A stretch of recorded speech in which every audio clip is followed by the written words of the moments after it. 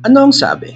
Sa mga panahon ngayon, sa pagpili ng bagong sasakyan, hindi na siya puro forma at looks ang titingnan mo. Today, it's all about saving money, staying practical, and of course, at sulit dapat. And I can tell you that you can get all of that without sacrificing style and comfort dito sa pag-uusapan natin. Today, we're talking about the Suzuki XL7 Hybrid. Let's go! Our hearts beat to the city streets. We began to feel the fire. We rise like tall buildings as the chemicals they take us higher. The night's young. Kung di pa po kayo nagsasubscribe sa channel ko, please do consider subscribing and hit that like button. Maraming salamat po. Well, this is a 7-seater SUV. May design na maganda. Of course, very functional, efficient in one whole package. So ang tanong dito, ito nga ba ang pinaka-smartest na kotse na you can buy right now?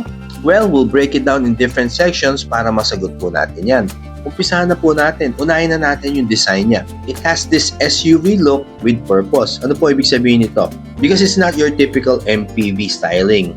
Ginawa po siya to look more like an SUV. Though platform niya, when you look at it, it's an MPV.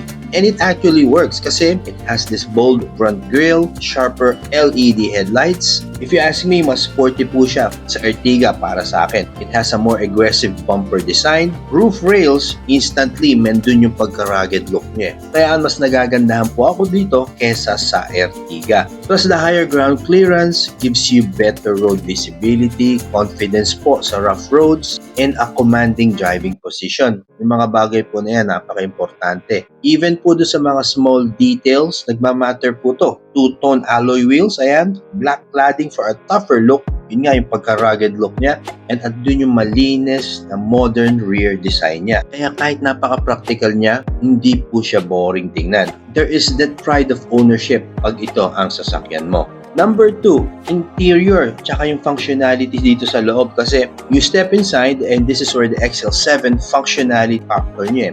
Yung talagang alam mong komportable ang pamilya mo dito. It's a 7-seater layout, plenty of leg room. 7-seater ang layout, flexible ang seating for passengers at cargo. Pag kailangan mo pa ng space, fold down mo lang third row and you instantly get a larger cargo area. Ang grocery, luggages, even weekend gear kung mahilig kang mag-camping or whatever. Dito naman sa dashboard, napakasimple, malinis, easy to navigate, easy to use, madali lang gamayin. Touchscreen infotainment system, smartphone connectivity, meron po yan.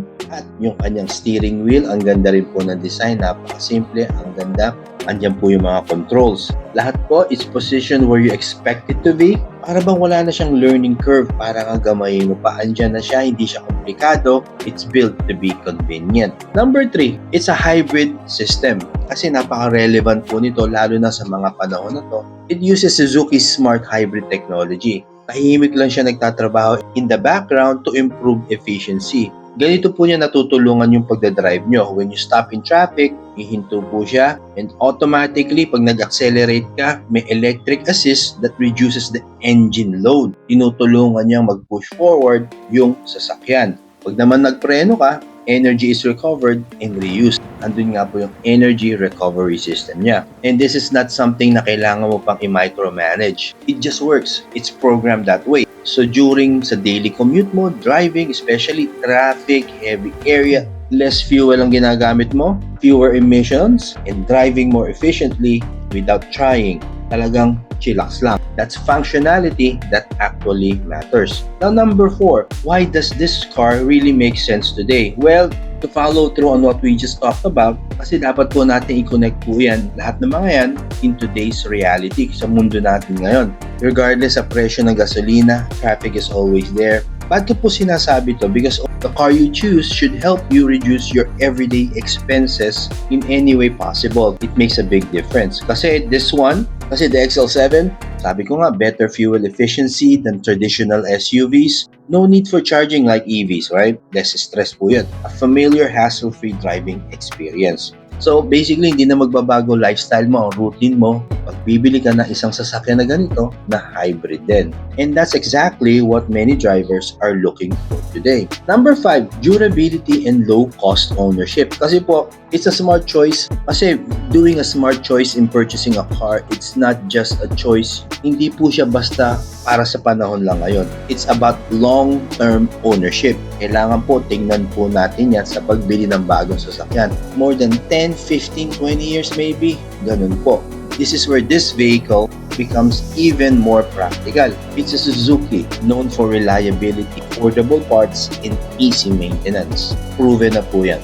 It's a Suzuki, alam mo matibay. Sa pagbili ng bagong sasakyan, have to always consider that. For me, it's always number 1, reliability. The hybrid system helps you reduce wear and tear kasi yung engine po, it works more efficiently. Yung maintenance cost mo nagiging manageable. And that's something that every car owner will definitely appreciate. Number 6, now real-life functionality. Ano po to? Ibig sabihin po, it's really built for real-life situations. Paghatid sundo sa mga bata sa school, weekend trips, daily commuting, even tight parking situations, kayang-kaya po. Sakto po yung sasakyan na to. It's spacious but pero hindi siya masyadong bulky, alam niyo yan. Stylish pero practical pa rin. Very efficient. The overall package of the 7-seater SUV, MPV just really works. At kung interesado po kayo sa Suzuki XL7 Hybrid, punta na po kayo dito sa kanilang showroom, dito po sa C5, dito sa Pasig. From QC going to BGC, madadaanan nyo po sila. Dito po sila sa right side. At ito po ang pricing ng Suzuki XL7 Hybrid. Sa pagtatapos, kung gusto mo isang sasakyan that offers SUV-inspired design, smart, functional, and very practical to be used daily, then yes, this right here is a very good choice to make. At kahit hindi po siya yung pinaka-powerful or most high-tech vehicle out there, but it's designed to make everyday driving easier, more efficient, and more affordable. Ito po ang Suzuki XL7 Hybrid. If you found some value in this video, please do consider subscribing and hit that like button. Maraming salamat po. Drive safe. Now see you on the next one.